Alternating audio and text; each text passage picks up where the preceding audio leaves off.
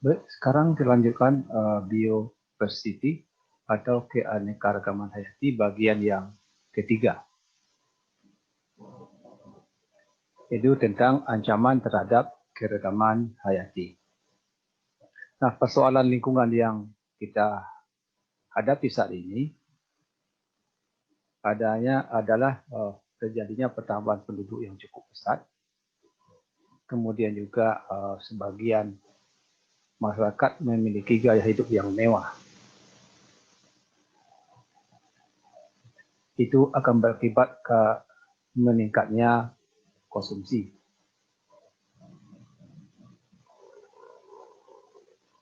Dan terjadinya penyusutan sumber daya alam di bumi.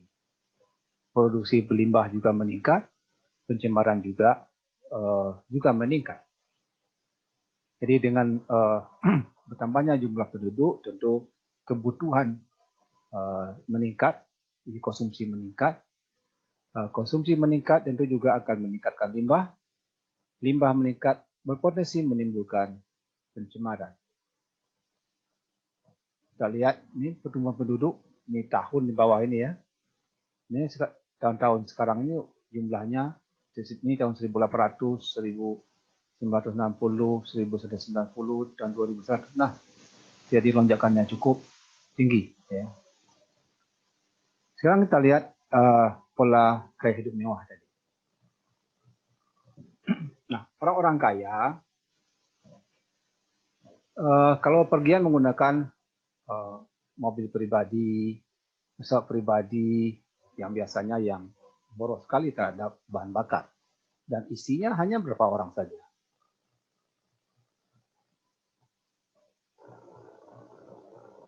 Kita lihat penduduk Amerika, jumlahnya tidak sampai 5% dari penduduk dunia.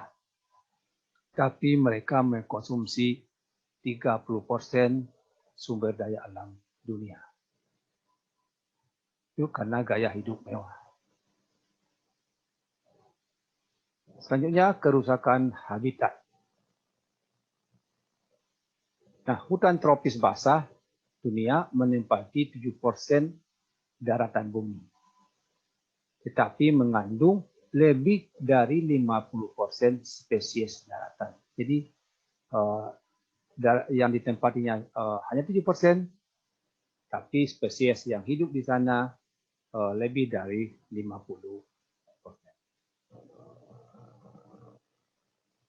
Brazil, Indonesia, Zaire yang berada di Afrika, itulah yang memiliki hutan tropis basah cukup luas.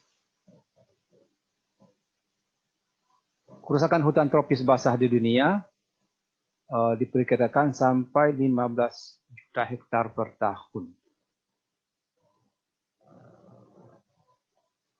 Nah, kerusakan hutan tropis di Indonesia diperkirakan 1 sampai 2 juta hektar per tahun. Kita lihat ini contohnya. Ini hutan tropis yang sudah dirambah. Ya. Kemungkinannya bisa hanya diambil kayunya habis itu ditinggal. Atau bisa juga nanti dijadikan perkebunan.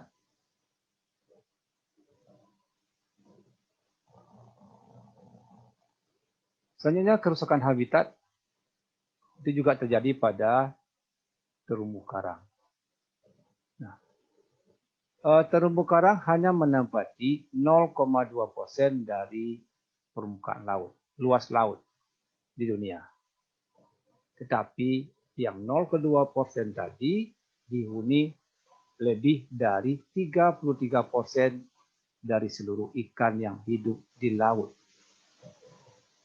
Jadi artinya terumbu karang ini sangat penting ya untuk keberlangsungan hidup ikan dan biota lainnya di laut. Nah, kerusakan terumbu karang di dunia diperkirakan 10% sudah hancur musnah, 50% terancam rusak dalam waktu dekat. Jadi sangat mengkhawatirkan, bahkan lebih parah lagi, di Indonesia 70% terumbu karangnya sudah rusak. Ini karena eksploitasi besar-besaran. Ada karang yang sengaja diambil untuk dijadikan bangunan, jadikan hiasan. Ada juga karena kerusakan karena dibom, ya, karena pariwisata itu bisa juga terjadi. Ini kita lihat contoh terumbu karang yang masih sehat seperti ini. Ini tempat ikan berkumpul, bertelur dan berkembang biak. Berikut kita lihat, nah ini terumbu karang yang sudah rusak. Untuk mengembalikan menjadi seperti ini membutuhkan waktu yang sangat lama. Nah, kita lihat lagi ini contoh perambahan hutan, ya, hutan yang ditebang habis, kayu-kayunya habis ditebang, ya. Nah, ini kita lihat fragmentasi habitat hutan, ya. Ini tahun 2000, ini tahun 2000, tahun 2005, ya. Ini tahun 2010, ya. Nah,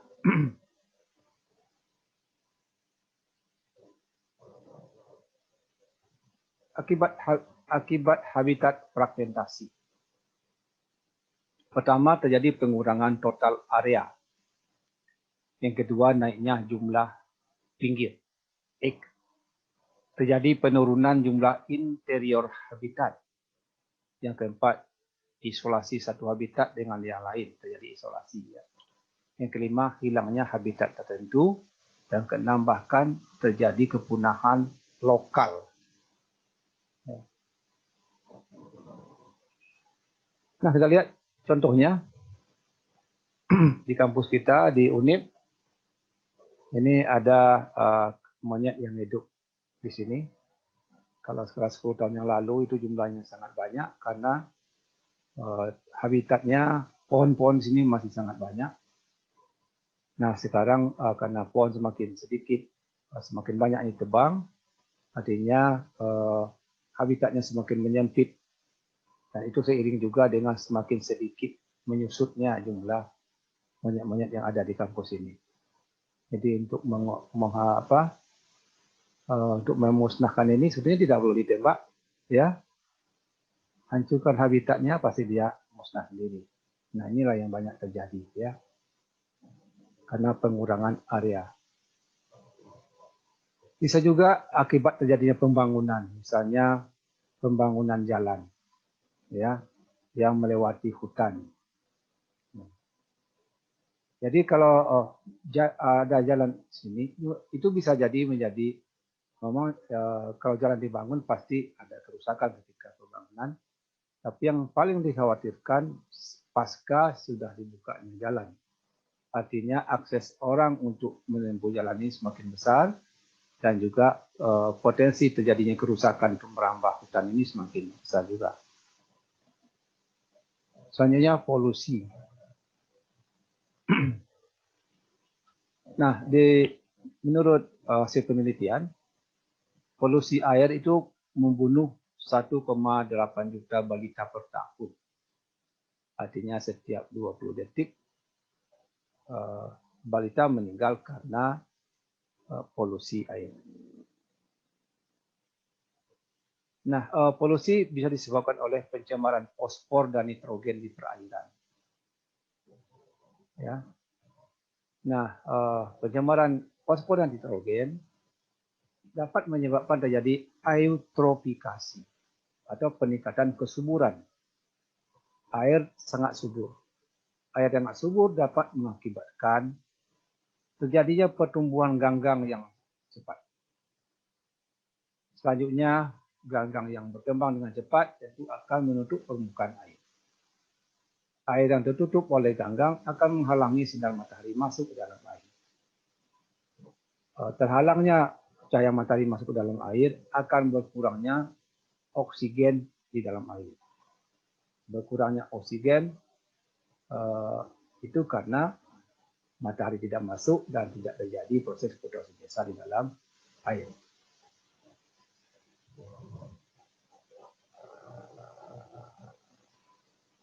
Hujan asam juga bisa membunuh biota di perairan seperti danau, ya, dan tumbuh-tumbuhan hutan. Pencemaran pestisida dan logam berat juga, ya, kita lihat ini. Jadi hujan asam itu nanti hujannya pH-nya rendah, masuk dalam danau sehingga air di danau menjadi pH-nya rendah. Itu bisa menyebabkan ikan mati. Ya, itu juga hutan bisa rusak. Kenapa? Karena air yang bersifat asam akan masuk ke dalam tanah, itu akan bereaksi atau akan mengikat unsur hara tanah. Sehingga tanah menjadi tidak subur dan akibatnya daun-daun pada rontok dan lama-kelamaan bisa mati juga. Ini polusi oleh pertambangan, jadi apalagi ini tambangan terbuka, ya, batu baranya diambil, setelah batu bara habis ya ditinggal saja, dibentuklah tanah-tanah yang tandus, kemudian banyak kolam-kolamnya, ya, di tanahnya menjadi tidak produktif lagi. Ini terjadinya hujan asam, ya. Jadi ini industri bisa jalan karena ada mesin menghasilkan emisi. Begitu juga dengan proses produksi juga bisa menghasilkan emisi. Nanti akan menguap ke atmosfer, akan bertemu dengan uap air sehingga menjadi asam sulfat, asam nitrat. Dan ini akan mengakibatkan pH asam menjadi turun, misalnya turun di hutan sini. Ya, akhirnya nanti air di sini menjadi asam, maka akan mengurangi nutrisi di dalam tanah dan mengakibatkan nanti tanaman menjadi tidak subur lagi. Perburuan.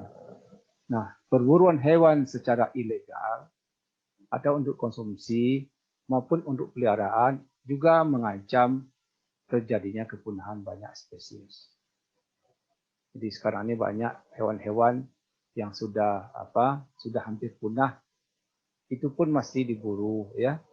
Bisa karena untuk dipelihara, diambil salah satu bagian dari tubuhnya, ada untuk dijual, ada dimakan, ada untuk dimakan.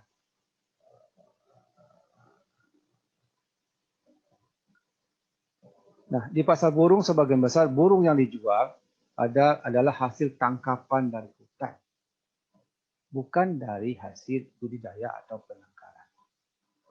Kemudian juga kita sering melihat ada pedagang jual beli reptil, amfibi, ya, kura-kura, ular, biawak dan sebagainya. Ada yang untuk konsumsi, ada juga untuk diambil kulitnya dan sebagainya. Nah, ini kita lihat hewan yang sudah hampir punah, ini masih diduga ini ditembak, ya, sehingga mati. Ini juga burung-burung yang sudah hampir punah, ini sering juga dipasarkan di pasar gelap. Dan ini termasuk burung yang dilindungi, ya, tidak boleh ditangkap. Selanjutnya perburuan. Nah, itu karena mitos, ya. Misalnya badak atau harimau, ya. Misalnya badak dia memiliki culanya bisa dikatakan sebagai obat. Kemudian harimau juga ada bagian tubuhnya yang dikatakan sebagai obat, sehingga itu dicari, ya. Buaya juga seperti itu, ya. Padahal belum tentu, ya, itu baru mitos. Punahnya juga bisa disebabkan oleh masuknya spesies asing, sehingga bisa menggusur spesies lokal. Ini contohnya, selama beberapa abad hutan di Amerika Timur didominasi oleh pohon chestnut, ya, pohon asli dari Amerika sebelah timur.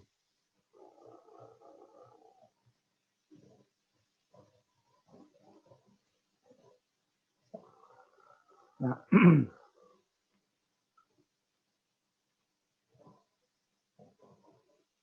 nah, pada tahun 1895, New York Zoological Park menanam pohon chestnut dari Cina. Nah, yang terserang jamur. Tetapi jamur ini tidak mematikan, karena keduanya telah berinteraksi lama dan membentuk keseimbangan. Nah, di Amerika jamur tersebut menyerang chestnut Amerika dalam waktu 40 tahun. Jadi chestnut Amerika hampir punah. Nah, sedangkan yang dari Cina tadi masih bisa bertahan. Nah, itu salah satu contoh bisa hilangnya spesies lokal. Contoh lain, memang ini belum terjadi, misalnya pepaya ya. Pepaya kan ada pepaya lokal, ada juga pepaya biasanya tidak begitu besar, ada lagi pepaya yang agak besar yang dijual belikan ya, lebih manis.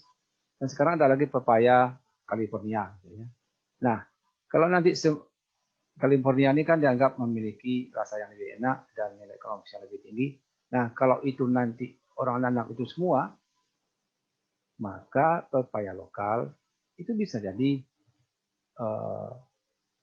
punah, ya, punah. Nah, jadi bisa terjadi kepunahan. Nah, kepunahan bisa disebabkan oleh faktor alam atau oleh faktor manusia. Faktor alam misalnya dinosaurus itu punah karena faktor alam, ya.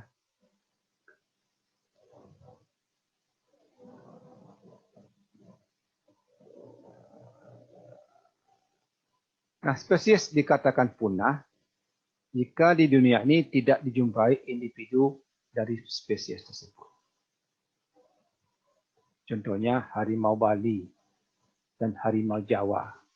Ini tidak ditemukan lagi.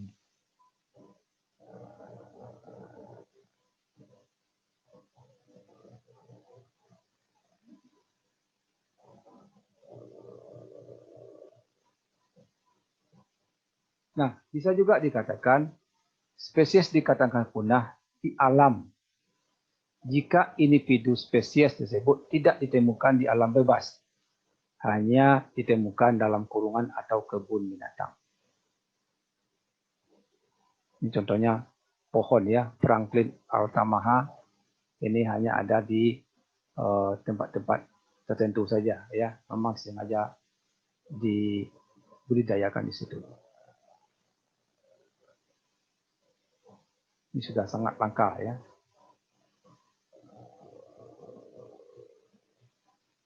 Ada lagi tingkat kepunahan. Spesies dikatakan punah dalam skala global. Yang ketiga ya, yang skala global itu dikatakan punah apabila tidak ditemukan di dunia atau di alam bebas. Ini contohnya serigala abu-abu. Ya, pernah ditemukan di seluruh Amerika, sekarang tidak ditemukan lagi. Ya, mungkin Indonesia juga sudah banyak yang seperti itu.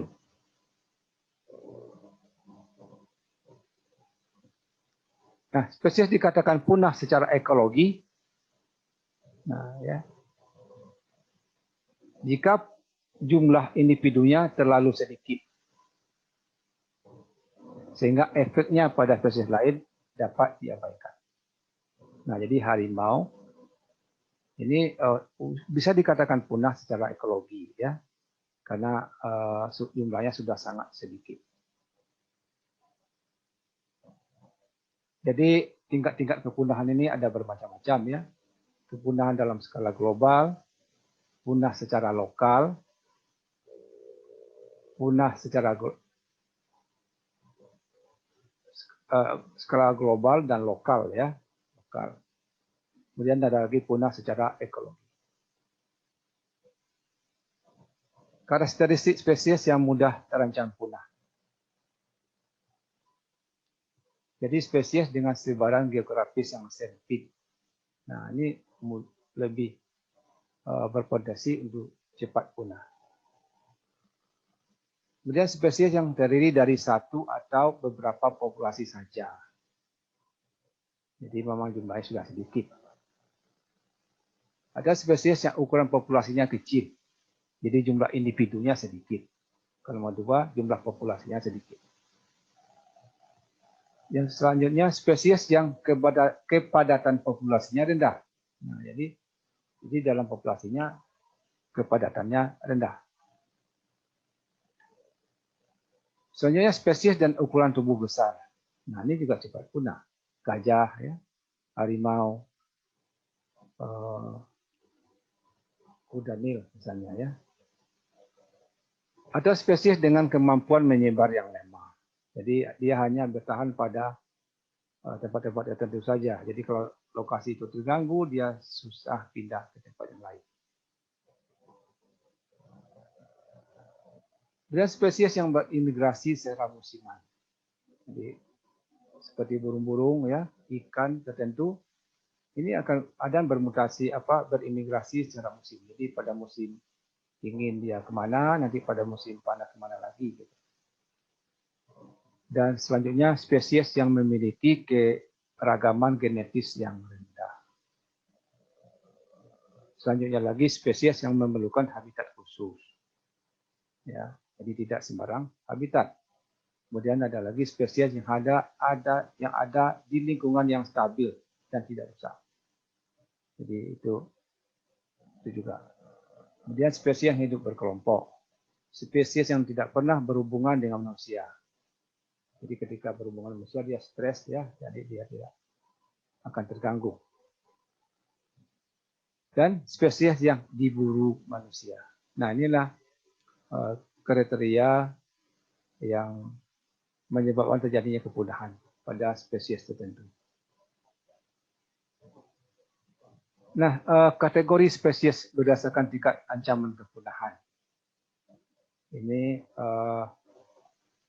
oleh lembaga International Union for the Conservation of Nature and Natural Resources, ya. Tapi lembaga ini dirubah lagi menjadi yang lebih sederhana, namanya World Conservation Union. Tapi anehnya akronimnya tetap ini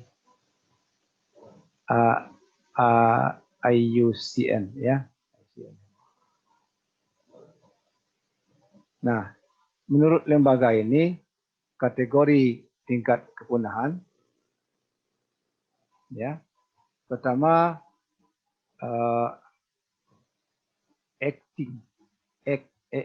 ya, atau punah. Suatu jenis dikategorikan punah jika tidak diragukan lagi bahwa individu terakhir dari jenis ini sudah punah, sudah habis, sudah mati. Individu itu tidak ada lagi. Ada lagi anything in the wild, ya, itu punah di alam liar. Jadi punah di alam liar, satu jenis dikategorikan punah di alam liar jika jenis itu hanya diketahui berada di kandang atau dibudidayakan atau di dalam populasi yang berada di luar, jauh di luar daerah jelajahnya yang asli. Jadi ini dikatakan punah kalau dia tidak ada di populasinya. Ya, sudah di tempat lain, ya.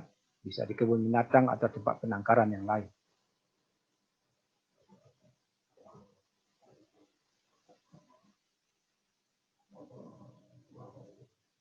Jadi tingkat kepunahan, acting punah, acting in the wild, punah di alam liar. Ada lagi critically endangered, kritis atau terancam punah. Ada lagi yang genting, ya, terancam punah. Ada lagi rentan terhadap kepunahan. Ada lagi memiliki risiko terhadap kepunahan.